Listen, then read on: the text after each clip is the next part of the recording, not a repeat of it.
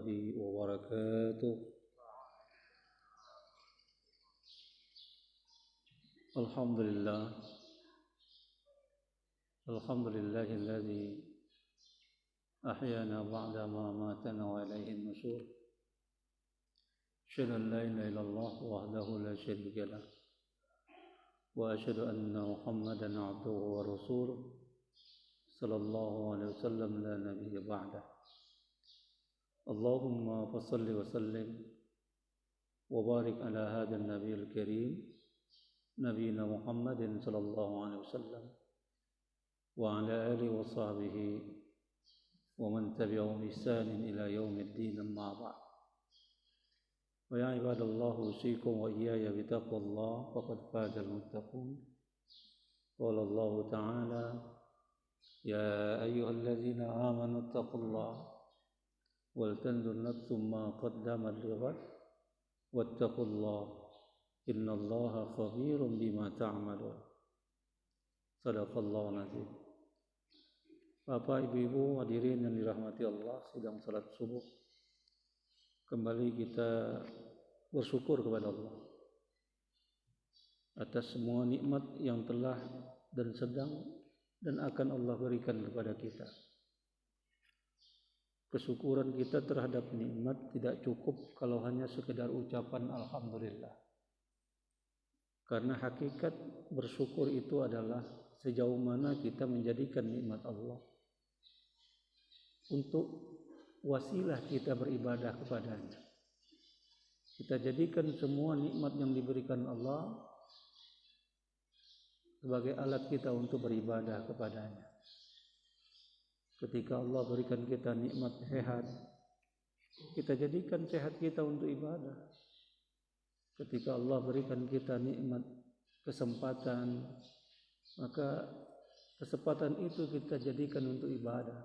Semua nikmat yang diberikan Allah pada hakikatnya tujuannya untuk kita bisa beribadah. Karena memang Allah ciptakan kita itu tujuannya semata-mata untuk ibadah. Wa ma khalaqtul jinna wal insa illa liya'budun. Tidak aku ciptakan jin dan manusia kecuali tujuannya adalah untuk ibadah. Oleh karenanya lah maka di dalam ayat lain Allah ingatkan kita semua nikmat yang diberikan Allah kepada kita akan dimintai pertanggungjawabannya. Nikmat hidup, nikmat keluarga, nikmat harta, jabatan dan semuanya Allah akan mintai pertanggungjawabannya. Tsumma latus'alunna yauma idzin 'anil na'im. Bapak Ibu hadirin rahimakumullah, mudah-mudahanlah kita bisa mensyukuri nikmat Allah dengan sebenar-benarnya syukur. Menjadikan semua nikmat Allah ini untuk beribadah kepadanya. Kalau itu yang kita lakukan, yakinlah janji Allah, la in syakartum la azidannakum. Kalau kamu pandai mensyukuri nikmatku, menggunakan nikmatku untuk beribadah kepadaku, aku pasti akan tambah nikmatku yang lainnya untukmu. Wala in kafartum, tapi jika kamu kufur terhadap nikmatku, ku berikan nikmat tapi digunakan untuk maksiat. Diberi hidup digunakan untuk maksiat, tidak digunakan untuk ibadah. Apa ancaman Allah? Inna azabi lasyadid. Sungguh azabku sangat amat pedih. Bapak Ibu yang dirahmati Allah, salawat dan salam selalu kita limpahkan pada junjungan Nabi kita Muhammad sallallahu alaihi wasallam. Allahumma salli ala Muhammad wa ala ali Muhammad. Pada kesempatan kuliah subuh ini kita akan melanjutkan kajian kita tentang bagaimana kita seharusnya mengevaluasi, mengoreksi amalan-amalan yang sudah kita lakukan. Tadi malam kita sudah menyampaikan bahwa katakanlah salat yang kita dirikan maka kita harus mengilmui tentang ilmu sholat itu sendiri. Jangan hanya sebatas kita sholat, hanya melepas kewajiban. Padahal sholat itu Bapak Ibu adalah kebutuhan. Dan Nabi mengatakan bahwa ju'ilatis sholat qurrata ain. Sholat itu dijadikan semacam kesejukan mata untuk beristirahat, untuk katakanlah bermunajat kepada Allah. Senang Nabi sholat. Bahkan Nabi dan para sahabat menunggu-nunggu waktu sholat. Karena dalam waktu sholat itulah ketenangan jiwa akan didapat. Oleh karenanya lah maka tujuan daripada sholat untuk apa? Untuk agar kita jauh dari segala tanha anil faksya'i wal munkar, perbuatan keji lagi munkar. Tenang hati kita. Ala bi zikrillahi tatma'unnul qulub. Ketahuilah dengan zikir kepada Allah hati menjadi tentram. Bapak Ibu yang dirahmati Allah, sebagaimana yang sudah kita jelaskan pada malam tadi, ada sedikitnya 400 kesalahan dalam sholat apa? Ya Bu, 400. Tidak cie, 2, 3, sampai ratus ya Pak. Tapi kita kadang-kadang tidak menyadari kesalahan itu. Ya, seperti yang sudah kita sampaikan, kita masuk masjid ini tidak sebagai mestinya. Ini rumah Allah. Jangan samakan rumah Allah dengan rumah kita. Rumah Allah ada etikanya. Orang bertamu ke rumah kita saja ada etikanya. Apalagi ke rumah Allah. Apa etikanya? Berdoa sebelum masuk. Bismillah wassalatu wassalamu ala rasulillah. Allahumma firli dhunubi waftah li abwaaba rahmatik. InsyaAllah ampuni dosaku dan bukakan pintu rahmatmu. Dahulukan kaki kanan kita untuk masuk ke masjid ini. Lalu kemudian tidak duduk kita di masjid sebelum kita sholat 2 rakaat. Ustaz, kalau saya masuk masjid bertepatan dengan azan, mana yang lebih afdal? Apakah saya langsung sholat tahiyatul masjid atau mendengarkan dan menjawab panggilan azan? Karena azan waktunya terbatas, maka dahulukan azan untuk kita jawab. Jadi ketika muadzin mengumandangkan azannya, maka jawablah panggilan azan itu Bapak Ibu, sebagaimana Nabi ajarkan kepada kita bagaimana menjawab panggilan azan. Ucapkan apa yang diucapkan muadzin kecuali hayya 'alas shalah, hayya 'alal falah. Maka jawablah dengan la haula wala quwata illa billah. Dan itu juga sebagai salah satu syarat Bapak Ibu, setelah azan kita berdoa, Allahumma rabba hadhihi da'wati tammah was salatil qa'imah, dan seterusnya. Ati Muhammadanil wasilata wal fadilah wasyarafa wad darajatal 'aliyatar rafi'ah wa ba'athu maqaman mahmudan alladhi wa'adta innaka la tukhliful mi'ad. Itu di antara syarat kita mendapatkan syafaat dari Rasulullah sallallahu alaihi wasallam. Karena kita sering bersalawat. Jadi Bapak Ibu, ketika kita mendengar azan, dimanapun kita dengar azan, di masjidkah, di jalankah, jawab. Lalu berdoa setelah azan. Nah kemudian apa yang dilakukan? Baru kemudian kita salat qabliyah. Bagaimana Ustaz dengan salat tahiyatul masjid? Kalau kita sudah salat qabliyah, maka salat tahiyatul masjid sudah masuk di dalamnya. Apalagi waktu kita hanya 10 menit menunggu iqamah. Coba mana yang lebih afdal? Kita sholat qobliyah, kita sholat tahiyat masjid dulu, kemudian qobliyah yang memakan waktu 4 menit atau 5 menit satu sholat, berarti 10 menit untuk 2 sholat. Alangkah lebih baiknya kalau kita tidak dikejar-kejar dengan jadwal waktu itu sendiri. Cukup 2 rakaat, karena Allah itu menyuruh kita untuk beramal soleh, bukan beramal katsir. Amal soleh itu artinya amal yang berkualitas. Biar dia sedikit tapi berkualitas, daripada banyak rakaatnya tapi tidak berkualitas, dikejar-kejar waktu gitu. Akhirnya kita membaca bacaan sholat cepat-cepat. Padahal di antara rukun dari rukun sholat itu, setiap gerakan dan bacaan harus tumakninah. Apa tumakninah itu? Bertenang-tenang. Kalau rukun ditinggalkan, batal sholat kita. Nah, itu makanya Bapak Ibu belajar membaca di dalam sholat dan gerakan sholat kita tuh tenang saja, jangan terburu-buru. Dan itulah syaitan yang menyuruh kita untuk terburu-buru dalam sholat, sehingga sholat yang kita lakukan menjadi tidak bernilai. Tenang saja, apalagi kita berjamaah. Bukankah kita bergantung dengan imam? Insya Allah sholat kita ini Bapak Ibu, walaupun kurang bacaan kita, taruhlah kita membaca setengah daripada surat Fatihah, ihdinas siratal mustaqim, lalu imam sudah ruku, maka disempurnakan bacaan kita dengan imam itu.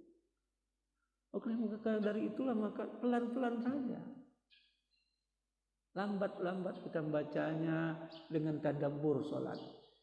Ada satu buku Bapak Ibu, tadabbur sholat, itu bagus untuk dibaca. Bagaimana kita mentadabbur sholat itu, memahami apa yang kita baca dalam sholat kita. Nah itu Bapak Ibu yang dirahmati Allah. Jadi tidak perlu kita banyak rakaat. Yang dilihat adalah amal soleh, amal yang berkualitas, bukan amal katsir, amal yang banyak. Biar sedikit tapi berkualitas lebih baik daripada banyak rakaat tapi tidak berkualitas. Nah ini makanya Bapak Ibu ini rahmat Allah. Jadi bertenang-tenanglah kita di dalam sholat. Apapun sholatnya, baik sholat wajib ataupun sholat sunnah. Kemudian daripada itu Bapak Ibu, kita sholat 2 rakaat. Sambil kita menunggu iqamah, berdialoglah kita dengan Allah. Saatnya lah tempat di mana tidak ada tempat yang paling baik di muka bumi ini kecuali di masjid. Masjid ini tempat yang paling baik di muka bumi ini Bapak Ibu. Makanya disebut dengan Baitullah, rumahnya Tuhan. Tempat kita bercurhat, mencurahkan segala keluh kesah kita kepadanya. Ketika kita melakukan satu kesalahan, dosa, kita ingat tadi di jalan, maka terucaplah kalimat Astagfirullahaladzim. Dan istighfar yang sangat dianjurkan untuk kita baca.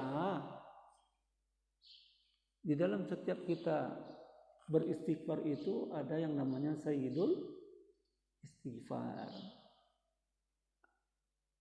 Udah hafal Bapak Ibu kan? Jadi sambil menunggu iqamah, kita baca Allahumma anta rabbi. Ya Allah, engkau adalah Tuhanku. La ilaha illa anta. Tidak ada ilah yang patut disembah kecuali engkau. Khalaqtani, engkau ciptakan aku. Wa ana abduka, aku ini hambamu. Wa ana ala ahdika wa wa'atika mastata'tu. A'udzubika min syarri ma sana'tu. Aku berlindung dari semua yang telah kuperbuat. Abu'u laka bi ni'matika alayya. Aku akui sudah banyak nikmat yang telah Engkau berikan kepadaku ya Allah. Banyak. Nikmat sehat, nikmat kesempatan, nikmat keluarga, nikmat harta, nikmat jabatan dan lain sebagainya. Minimal nikmat hidup. Kita masih bisa beribadah kepada Allah. Jutaan miliaran manusia yang sudah mati Bapak Ibu, hari ini minta dia untuk dikembalikan ke dunia. Irji'uni, kembalikan aku ya Allah ke dunia agar aku bisa beramal saleh. Di dalam surah Al-Munafiqun yang sering dibaca oleh para imam, apa disebutkan di situ? Hai Tuhan, laula akhartani ila ajalin qarib la asaddaqa wa akun minas salihin. Kalaulah Engkau tangguhkan aku sebentar lagi untuk hidup, pasti aku akan banyak bersedekah. Fa asaddaqa. Itu kalau kita belajar bahasa Arab tulis takfir namanya. Di perbuatannya banyak, saya akan terus banyak bersedekah. Kenapa kok yang diinginkan sedekah? Karena manfaat sedekah bukan hanya untuk dirinya, tapi juga untuk orang lain. Dan ketika kita bersedekah, maka itulah diantaranya salah satu pahala jariyah. Idza mata ibnu Adam in qata amaluhu illa min salas sadaqatin jariyatin. Kalau anak Adam itu mati, terputus semua amalannya kecuali 3 perkara ini. Sedekah jariyah. Masjid ini terbangun, di antaranya adalah sedikit banyaknya dari sedekah kita. Masya Allah, selama masjid ini tegak, selama itu pula pahalanya terus mengalir buat kita. Berbahagialah Bapak Ibu. Begitu juga sedekah kepada fakir miskin, apalagi handai tolan dan semua. Ini Bapak Ibu. Ya. Jadi perbanyak sedekah. Apa kata Rasul? Ittaqun nar walau bisyikit tamrah. Jauhi api neraka itu walaupun dengan sepotong biji kurma. Walaupun sepotong biji kurma untuk kita berikan pada orang, itu lebih baik. Agar kita terhindar dari api neraka. Ini Bapak Ibu, ini rahmati Allah. Nah, jadi bacalah Sayyidul Istighfar itu. Abu'u laka bi ni'matika alayya. Aku akui banyak nikmat yang telah kau berikan kepadaku, tapi aku enggak bisa menggunakan nikmatku untuk beribadah padamu. Engkau berikan aku nikmat hidup, tapi aku enggak menjadikannya sebagai ladang amal buatku. Kau berikan aku nikmat keluarga, istri, suami, anak yang cantik-cantik, yang gagah. Tapi aku enggak pernah mengajarkan ilmu agama kepada mereka, memperkenalkan engkau dan Rasulmu kepada anak-anak. Aku akui nikmat itu belum bisa kusyukuri dengan sebenar-benarnya syukur. Oleh karenanya lah maka abu'u laka bi ni'matika wa abu'u bi dzambi. Aku akui itu semua dosa. Dosa. Karena aku tidak bisa mensyukuri nikmatmu ya Allah. Faghfirli, oleh karenanya lah maka ampuni aku. Ampuni aku ya Allah. La yaghfiru dzunuba illa anta. Tidak ada yang bisa mengampuni dosa-dosaku ya Allah kecuali Engkau. Nah itu kalau kita hayati benar Bapak Ibu bacaan Sayyidul Istighfar ini dengan penuh kesadaran dan kerendahan hati, maka tidak salah kalau orang banyak yang menangis. Karena maknanya begitu dalam. Makanya disebut Sayyidul Istighfar, penghulunya istighfar. Oleh karena Bapak Ibu hafalkan ini. Kalau kita belum hafal, hafalkan. Karena ini penting untuk diri kita, memohonkan ampun kepada Allah. Itu Bapak Ibu. Setelah iqamat Allahu Akbar, Allahu Akbar, tidak ada salat. Jadi kalau kita terlambat datang ke masjid, kemudian kita baru Allahu Akbar atau baru setengah rakaat, iqamat dikumandangkan, lepaskan salat. Lebih baik kita melaksanakan atau mendirikan kewajiban salat fardu berjamaah, takbir bersama imam. Itu lebih utama. Tapi kalau kita sudah 1 rakaat, karena setengah rakaat belum disebut salat. Kalau sudah 1 rakaat, percepat bacaan. Kalau kita membaca biasanya surah-surah yang enggak panjang, dipendekkan bacaan. Iramanya sedikit dipercepat, tapi tetap hukum bacaan atau tajwidnya harus kita ikuti. Jangan kita ingin cepat-cepat tapi tajwidnya enggak selesai. Percepat bacaan kita. Kemudian ketika kita rukuk juga kita bacanya 1 kali saja cukup sebagai wajib daripada salat. Subhana rabbil azimi wa bihamdi. Allahu akbar. Ingat. Rabbana sami Allahu liman hamidah, Rabbana walakal hamdu. Allahu akbar. Nah ini Bapak Ibu. Kalau kita sudah 1 rakaat, iqamat dikumandangkan, percepat salat. Tapi kalau belum 1 rakaat, lepaskan saja. Kita takbir bersama imam. Allahu akbar, kata imam. Allahu akbar. Nah, di sini Bapak Ibu. Jangan kita pernah mendahului atau membarengi imam. Di dalam satu riwayat hadis dikatakan kan, ju'ilal imam yu'tamma bih. Dijadikan imam untuk diikuti. Fa idza kabbara fakabbiru. Kalau imam sudah bertakbir, selesai bertakbir, Allahu akbar, baru kita Allahu akbar makmum. Jangan Allahu akbar, kita sudah Allahu akbar. Selesaikan, sempurnakan dulu. Kan kita nggak mungkin mendahulukan imam, kita makmum. Nah itu makanya Bapak Ibu, di sini letaknya kearifan kita di dalam salat berjamaah. Fa iza kabbara fakabbiru. Jika imam telah takbir, maka bertakbirlah. Enak Bapak Ibu kalau dilihat itu Bapak Ibu, wah. Ya, di CCTV mengikuti alur rule of the game-nya, kata orang sekarang itu, aturan-aturan salat. Enak kelihatannya. Aduh, imam ruku, selesai ruku sempurna baru kita ruku.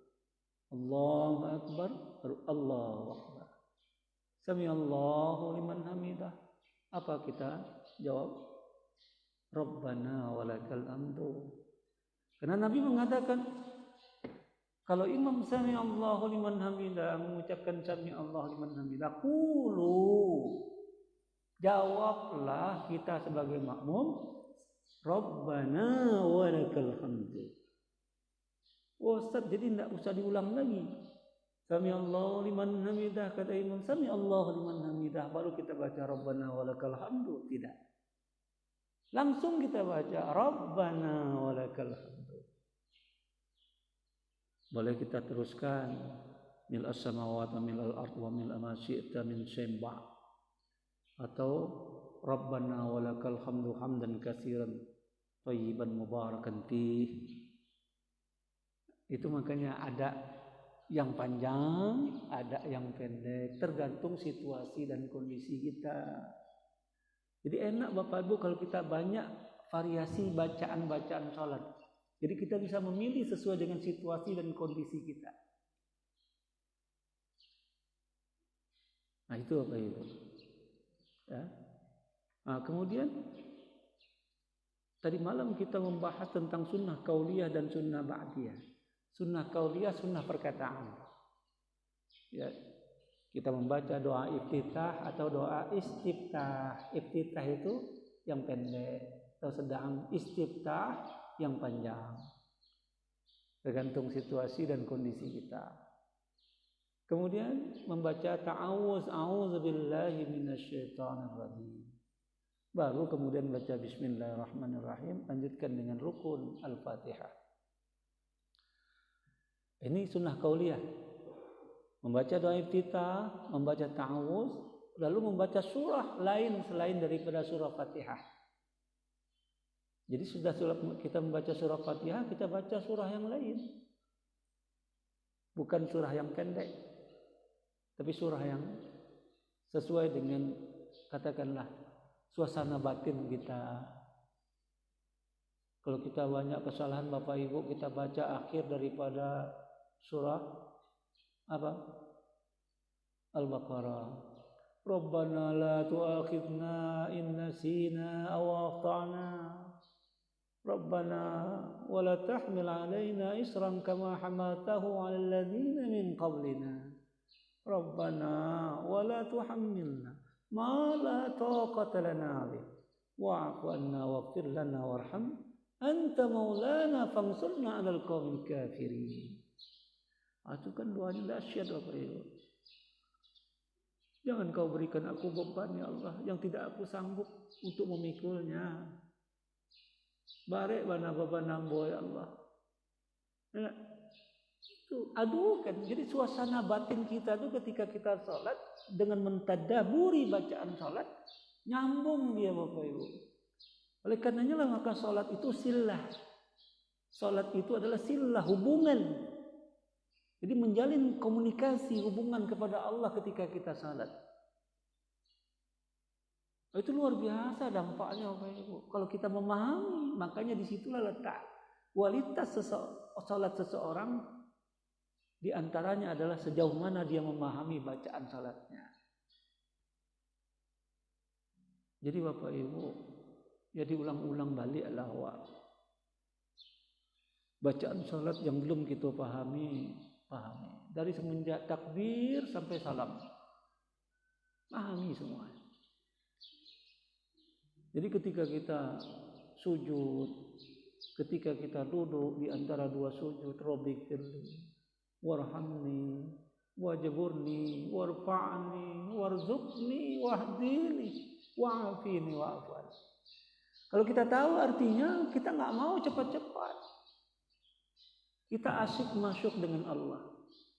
Ya Tuhan, ampuni aku. Sayangi aku ya. Paksa aku untuk selalu taat kepadamu ya Allah. Angkat derajatku ya Allah. Berikan aku rizkimu yang halal, yang thayyib. Itu apa Ibu artinya kan? Jadi kalau kita baca Rabbighfirli warhamni wajburni warfa'ni warzuqni wahdini wa'afini, enggak terasa. Sambungan rasa itu enggak terasa. Makanya disambung rasa itu dengan mentadaburi bacaan kita. Wa'afini wa'afwan. Maafkan aku ya Allah, sehatkan badanku ya Allah. Apalagi kita sedang sakit. Nah itu Bapak Ibu, makanya doa yang terbaik di dalam sholat. Di dalam sholat doa yang terbaik. Ketika sujud perbanyak sholat. Apa di antara doa sujud yang kita sampaikan kemarin? Allahumma inni as'aluka husnul khatimah. Ya Allah, aku mohon kepadamu husnul khatimah. Allahumma rzuqni taubatan nasuha qablal maut. Ya Allah, beri aku rizki yang tidak lagi materi, tapi rizki taubat nasuha sebelum mati. Taubat nasuha sebelum mati. Nah, kalau Allah taubat nasuha kan semua dosa-dosa kita terampunkan. Kan itu. Kecuali tentu hutang harus dibayarkan. Kan enak tuh Bapak Ibu. Innamal a'malu bi khawatimiha kata Nabi. Sesungguhnya amal itu bergantung pada akhirnya. Kalau sekarang kita taat, sebagaimana penduduk ahli surga, sebagaimana yang ada di dalam hadis. Tapi pada ujungnya kita beramal amalan ahli neraka. Sia-sia. Ujungnya, akhir dari amalan kita sebelum kita dipanggil Allah. Mudah-mudahan kita berada dalam fisabilillah husnul khatimah. Nah, pertahankanlah Bapak Ibu sekarang ini. Belum tentu kita Bapak Ibu kita akan seperti ini terus. Mungkin saja dalam situasi dan kondisi ada satu masalah besar sehingga berdampak pada jiwa kita. Akhirnya kita malas lagi bermunajat pada Allah. Bisa saja berputus asa. Banyak orang yang berputus asa. Sudah sedemikian rupa aku beribadah padamu ya Allah. Tapi masalahku belum terselesaikan. Ya sudahlah. Banyak yang tayasu. Mereka itu tayasu min rahmatillah. Berputus asa dengan rahmat Allah. Banyak Bapak Ibu gantung diri dia. Akhirnya apa? Su'ul khatimah. Kan gitu ya. Jadi Bapak Ibu yang dirahmati Allah. Makanya kita minta istiqomahkan ibadahku padamu ya Allah. Hatta ya'tiyakal yakin. Sampai kematian menjemputku. Ini Bapak Ibu yang dirahmati Allah. Kemudian daripada itu sunnah kauliyah juga di samping membaca lebih daripada sekali subhana rabbiyal azimi, subhana rabbiyal a'la. Tidak dibatasi dengan 3 kali Bapak Ibu ya. Tergantung imam. Kalau imam sudah bangkit, berhenti kita. Jangan pernah berhenti lidah kita berzikir di saat kita salat. Jadi kalau kita sudah membaca Al-Fatihah, kemudian membaca surah setelah Fatihah, belum juga imam ruku, baca yang lainnya. Kan sudah kita sampaikan, Nabi itu 1 rakaat 4 surat beliau baca. Itu pun suratnya tidak inna ataina wal asri kulhu. Yang dibaca apa? Al-Baqarah 280 sekian ayat. Dibaca lagi surah itu apa? Ali Imran. Baca lagi surah itu sampai 4 surat Bapak Ibu.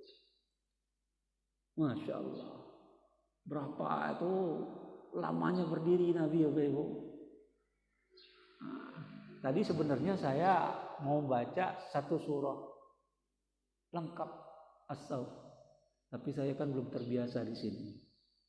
Baru sekali ini saya salat subuh di sini. Kalau bisa enak, apalagi di asrul awakhir, 10 terakhir ini Bapak Ibu, di mana Ramadan akan meninggalkan kita. Kalau bisa panjang-panjangin bacaan surah kita. Kan di sini tidak ada yang terlampau tua kali, atau kalaupun dia nak sanggup dia bisa duduk seperti bapak duduk, nggak apa-apa, itulah rukhsah ya, kemudahan yang diberikan Allah. Nggak bisa tegak kita kena sakit duduk, nggak bisa duduk baring, nggak bisa baring dengan isyarat. Begitulah hebatnya syariat Islam itu yang tidak kita temukan syariat selain daripada syariat Islam yang sempurna ini. Jadi panjangkan sekarang. Kalau bisa ketika tarawih kita di witir itu baca doa kunut. Jadi doa kunut itu ada 3, kunut subuh, kemudian kunut witir, dan kunut nazilah. Nah tadi kita masuk juga kunut nazilah Bapak Ibu. Ya kunut nazilah itu kan kita membacakan doa kunut itu untuk terhindar daripada mara bahaya yang sekarang terjadi di sekitar kita. Suka tidak suka, tahu tidak tahu. Nah, sekarang sudah terjadi yang setiap saat kita bisa lihat beritanya. Bohong berita itu tidak usah kita pikirkan lagi. Yang penting proteksi diri, jaga diri kita. Bukankah tujuan syariat itu 5?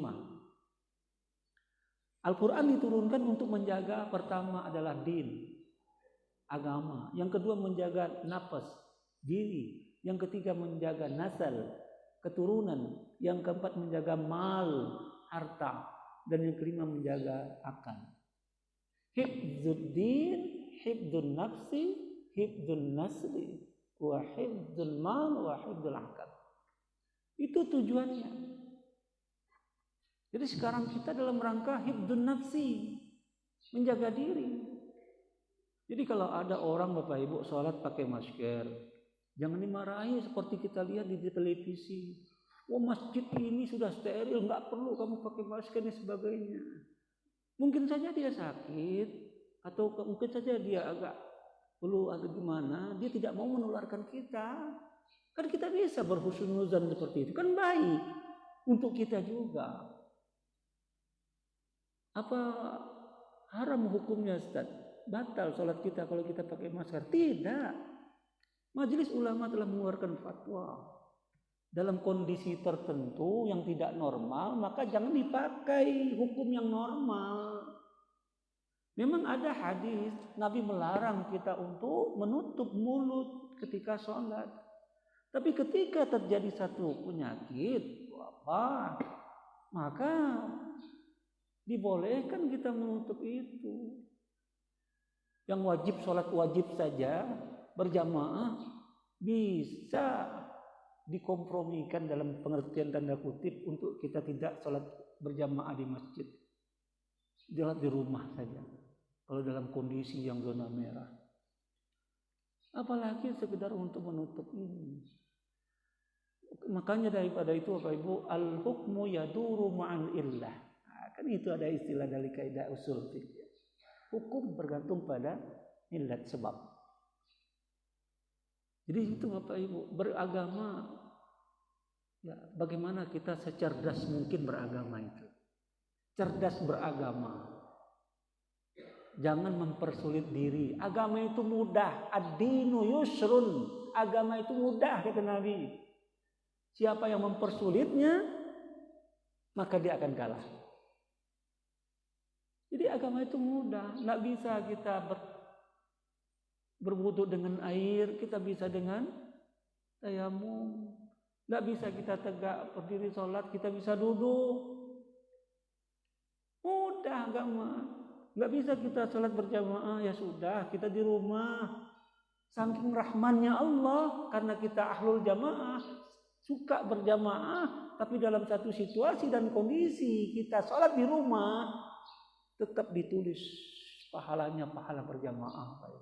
Kama kana, sebagaimana kebiasaan dia. Kan enak tuh kalau kita biasa berjamaah tuh Bapak Ibu. Dalam keadaan musafir kita tetap ditulis salat kita berjamaah. Walaupun kita salat sendirian. Jadi gitulah Bapak Ibu enaknya ya. Kalau kita tahu ilmunya. Bapak Ibu yang dirahmati Allah. Ini sekarang nih kita mengamalkan satu amalan Nabi Bapak Ibu ya. Apa itu?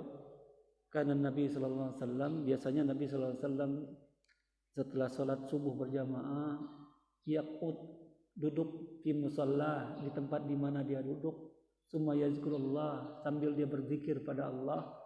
Kemudian salat rakaatain, salat 2 rakaat inda tatlu syams.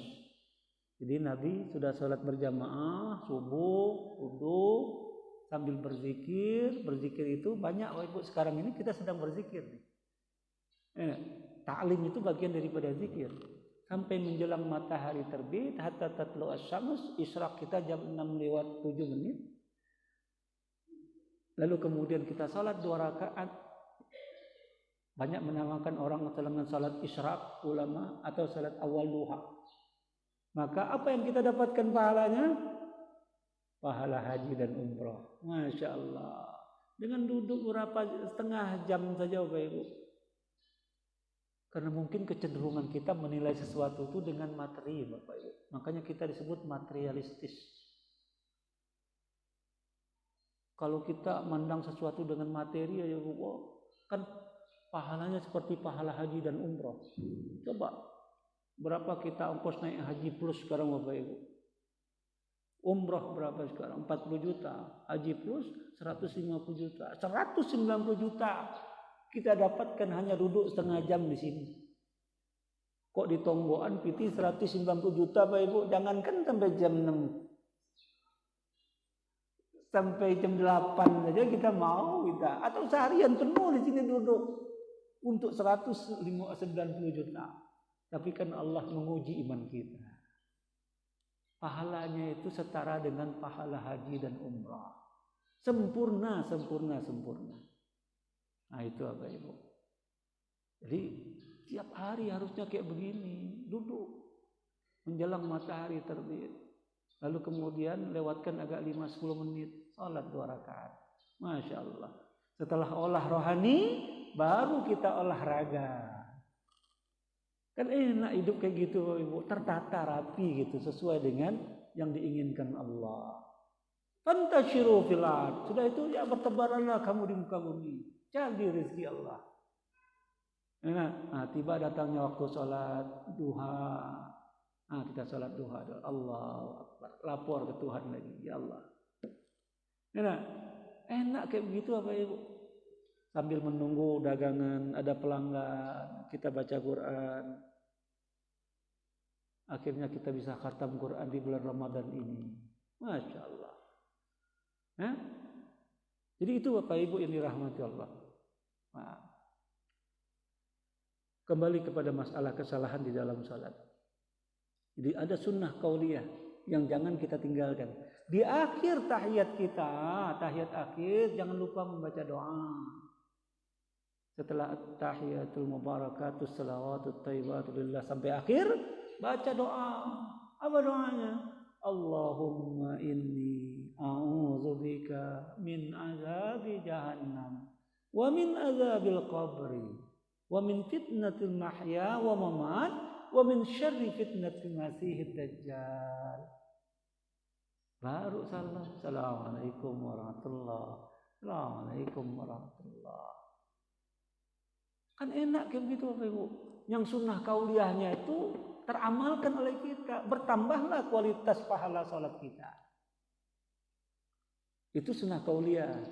Nah sunnah fi'liyah gimana? Hal-hal yang berkaitan dengan fi'il, pekerjaan. Angkat tangan pada 4 posisi. Selain daripada takbiratul ihram itu rukun. Allahu Akbar. Setiap orang yang mau sholat harus dia ngangkat tangan ketika takbir itu apa itu. Karena itu rukun. Tapi setelah itu sunnah. Ketika kita ingin rukuk, Allahu Akbar, rukuk, angkat tangan. Sejajar dengan pundak kita atau ujung telinga kita. Allahu Akbar.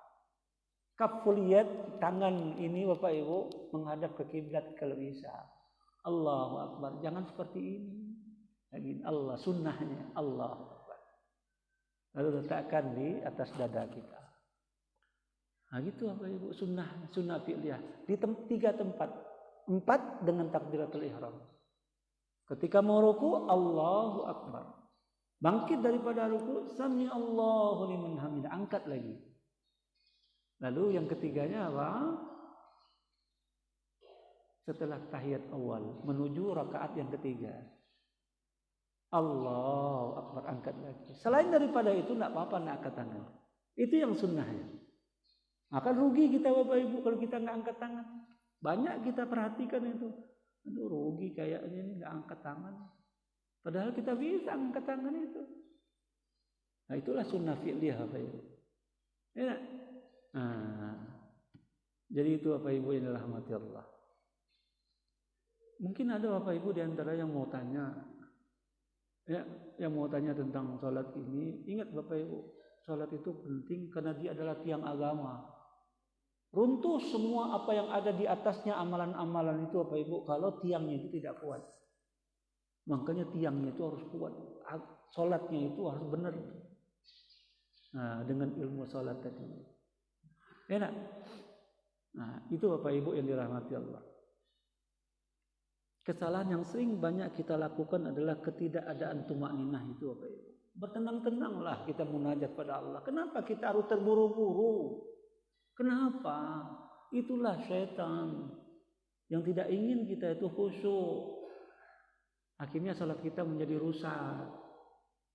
Itu strategi setan, Bapak Ibu. Ada 7 strategi setan yang harus kita ketahui, Bapak Ibu, agar kita tidak terjerat dalam perangkap mereka. Harus diilmui juga. Kan setan sudah bersumpah, la aghwiyannahum, aku pasti akan sesatkan hambamu ya Allah. Apa kata Allah? Silahkan. Tapi kamu tidak akan pernah bisa menyesatkan hambaku yang mukhlis, yang ikhlas dalam ibadah. Nah, makanya di dalam salat itu kita ikhlas.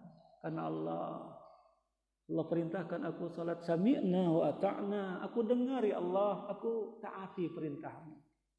Itu Bapak Ibu ini rahmati Allah. Jadi enaknya kita berjamaah itu pertama adalah ya insya Allah salat kita diterima Bapak Ibu.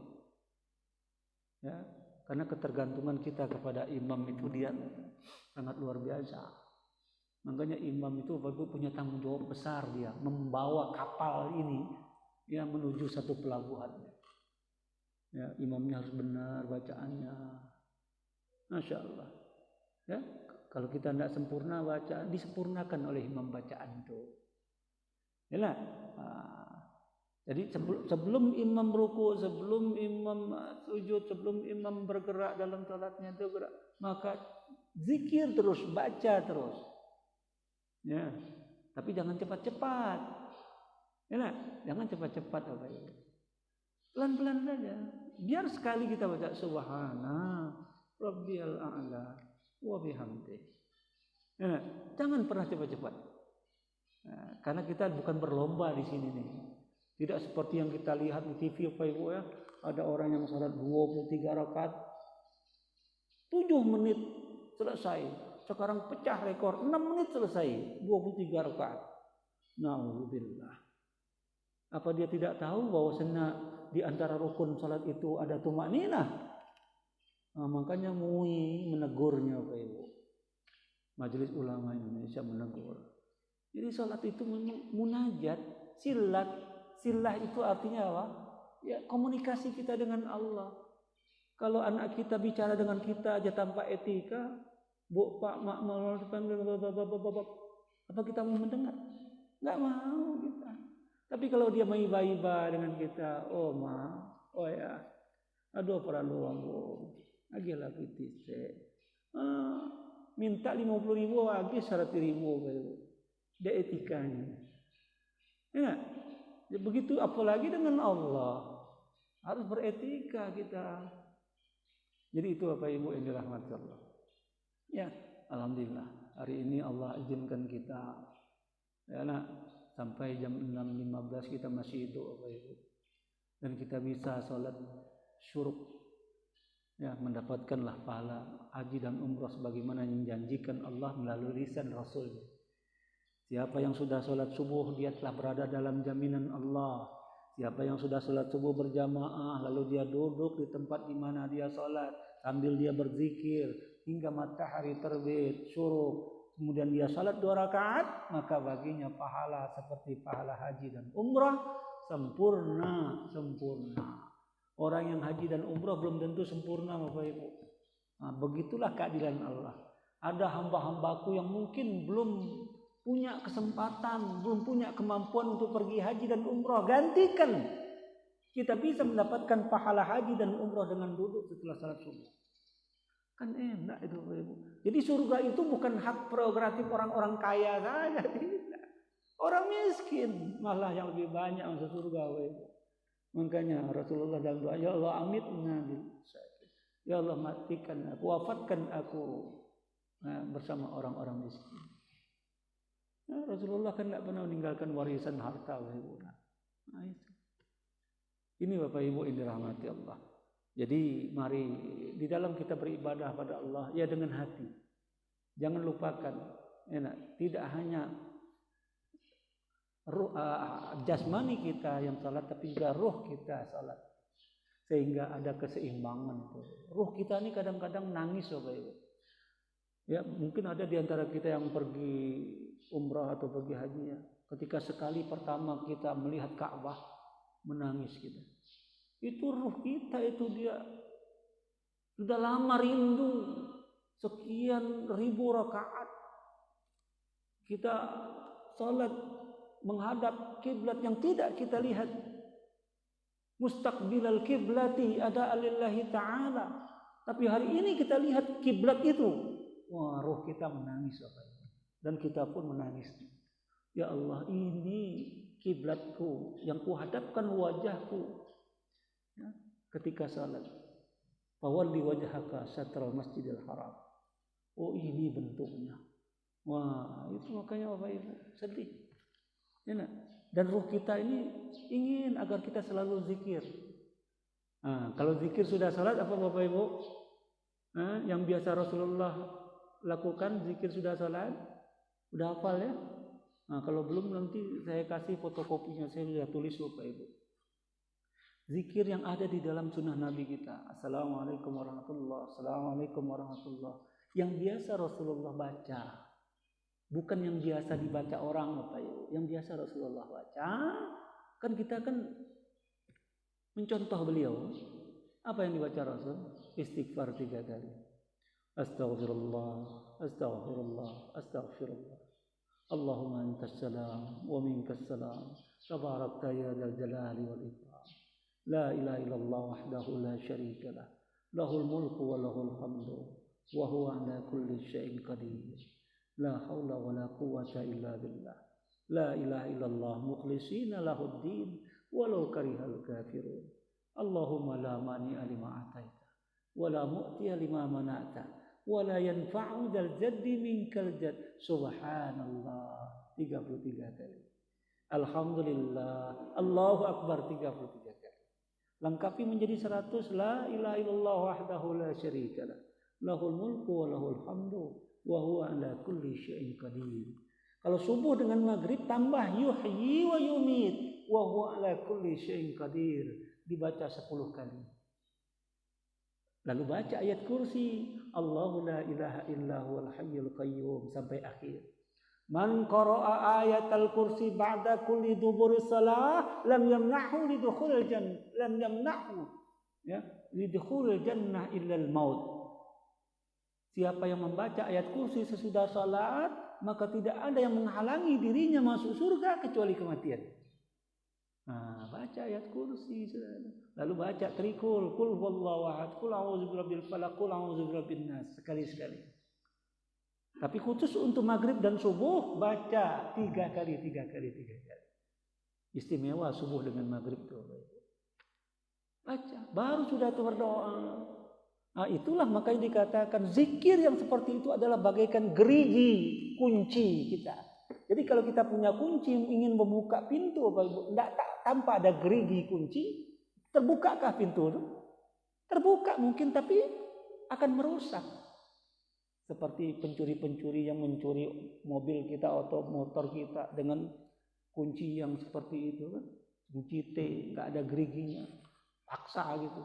Terbuka ya terbuka. Nah, gerigi-gerigi itulah yang namanya zikir, Pak. Jadi zikir itu bagaikan gerigi-gerigi kunci.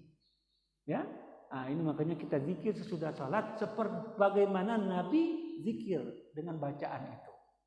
Jadi kalau belum hafal Bapak Ibu, nanti kita akan kasih nanti ya fotokopinya. Silakan Bapak Ibu, kalau ada yang mau memfotokopikan itu diberikan kepada jamaah. Kalau dia pandai dan sudah hafal, dia amalkan, pahalanya akan mengalir buat kita, Bapak Ibu. Makanya, ya, saya nggak mau monopoli pahala, Bapak Ibu. Biarlah di sini saja nanti yang memfotokopikannya, biar dapat pahala juga. Ya, nanti kita akan berikan. Kebetulan saya lupa membapanya nanti, insya Allah, karena di lapang balok dekat. Terima kasih Bapak Ibu karena sekarang sudah syuruk dan sudah bisa kita salat. Ya, salat syuruk namanya atau salat awal duha. Terima kasih atas perhatiannya. Semoga kita Allah istiqomahkan terus seperti ini sampai akhir Ramadan. Bahkan dibiasakan di luar Ramadan 11 bulan kemudian kita sering salat syuruk ini. Fastabiqul khairat, berlomba kita dalam kebaikan selama hayat masih dikandung badan. Assalamualaikum warahmatullahi wabarakatuh.